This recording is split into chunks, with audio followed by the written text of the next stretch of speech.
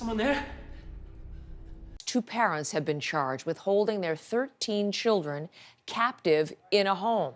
The news sending shockwaves through the neighborhood. Hey guys, how's it going? Jared Bronstein here and welcome to another Top 10 here on IO. Now this list is actually quite heartbreaking and just overall sad. We got the top 10 scary times people were locked up in a basement. Before we go through that though, make sure you guys are subscribed, of course ring that bell, and let us know in the comments below what other lists you would like to see. Of course this video was inspired by one of our latest videos, 6 people rescued after being held captive in basement for 9 years. If you guys haven't seen that one or the update, I'd check it out after this video, and let's kick off our list with that exact story. So number 10, the Dutch farmhouse. So the story here is actually still developing. Based on what we know so far, 2 people have been arrested, a 58-year-old man who's named Joseph B, and the alleged father of these children, a 67-year-old who's being charged with depriving people of their liberty, harming the health of others, and money laundering. The story here is the eldest of 6 who believe they're a family stumbled into a bar and drank 5 beers. He then told the bartender his family needs help, and after a police investigation, 5 others were found in a hidden basement type chamber of sorts. 58-year-old Joseph is apparently a handyman and just a tenant on the farm, and it's unclear where the 67-year-old father was this whole time. But the family of 6, made up of 18 to 25-year-olds, have been held captive for 9 years, and some believe they were the only people left on Earth. It's kind of scary. Number 9, we got Eddie Carter and his younger brother. Eddie and his younger brother were adopted by Richard and Cynthia Kelly of Helena, Alabama. At first, Eddie thought this would be a fresh start for him and his younger brother, who bounced around foster homes for a little while. Unfortunately, it was quite the opposite, as Carter was locked up in a basement without any light, no bathroom, and only bread and water to keep himself nourished. He was punished for minor incidents, and Carter was mentally scarred to the point where he would bite his lips to the point of bleeding. The Kellys would put salt in the open wounds as punishment. When Eddie started to act out at home, he was removed from the family only 18 months after his adoption, but they kept his younger brother. Although this worried Eddie as he feared for his younger brother, they didn't seem to punish him, so he wasn't too concerned. Unfortunately, his worst nightmares came true when he heard the news that the Kellys were arrested for the way they treated his younger brother. Police investigated the Kellys after they brought a boy to a children's hospital and saw he was clearly malnourished, dehydrated, and overall close to death. Number 8, the case of David and Loretta Lynn Wolfington. This North Carolina couple were accused of holding 2 girls aged 15 and 12 years old in their basement without access to food, water, or any access to personal hygiene. One of the girls was held in the basement for 2 months while the other was held captive for up to 6 months. The 15-year-old was also believed to be a victim of absolutely disgusting acts at the hands of David. Really hate people a lot, like so much, guys.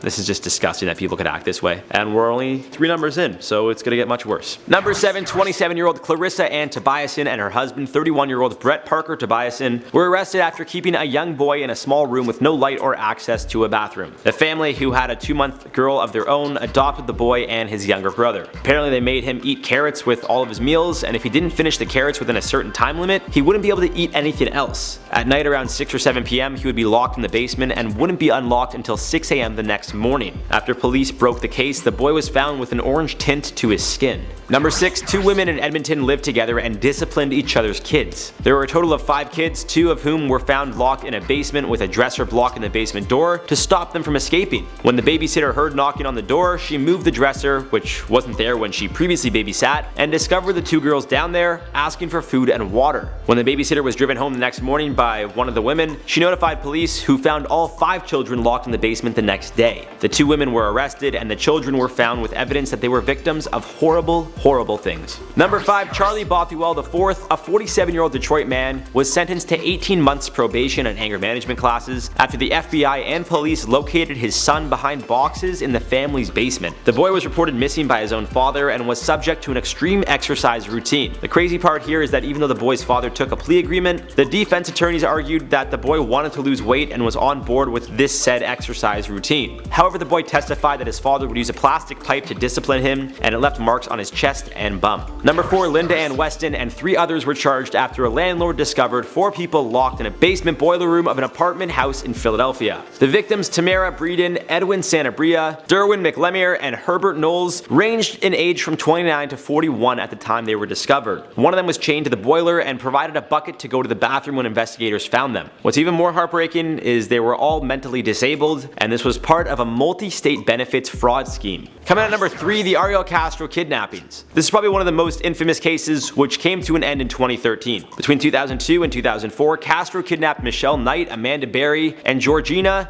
De Jesus and held them captive in his basement and tied to restraints in Cleveland, Ohio. Barry was able to escape with her 6-year-old daughter, who she gave birth to, while held captive, and immediately contacted the police. Hours later, Knight and De Jesus were also rescued and Castro was arrested. Number 2, the Fritzl case. In April of 2008, a woman in Austria told police she was held captive for 24 years by her own father. She was held in the basement of the family home, and her father was the reason she gave birth to 7 children. Yeah. It's absolutely disgusting. One of the children didn't make it shortly after childbirth, so Joseph Fritzl, her father and technically the grandfather of this inbred baby, threw the body into an incinerator. 3 of the children were left with their biological mother in the basement, while the other 3 were raised by the biological grandparents, Joseph and his wife Rosemary. After the eldest daughter fell unconscious, Joseph took her to the hospital, where doctors found Joseph's story puzzling. The doctors then contacted police and an investigation led to their escape. At number 1, David and Louise Turpin. These disgusting pieces of I mean, everyone on this list who committed these crimes fall under that category, but we'll move on. These 2 held their 13 children, ranging from 2 to 29 years old, in chains tied to their beds with padlocks in a dark, awful smelling room. They were all malnourished to the point that when they were first discovered, officers thought they were all children, even though 7 of them were technically adults. Thankfully, when one of the children, a 17-year-old at the time, managed to escape, she notified police, who helped free everyone else. And that does it for the top 10 scary times people were locked up in a basement.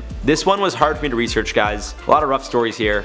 It's the kind of you think only happens in movies, so it was hard for me to see it actually happens, I guess, in life. Thankfully, everyone has been free of their conditions, but it gets me thinking, who knows who else is still being held captive to this day in horrible conditions that no one knows about. But if we don't know about it, how can we really help? I don't know, guys. It was tough for me to write this video. As you can see right now, it's tough for me to even talk about it. So we're not going to do comments. I'd rather not do a part 2, to be honest. So I don't think we're going to. Anyways, guys, that's it for this one. I've been your host, Jared Bronstein. We'll see you guys next time.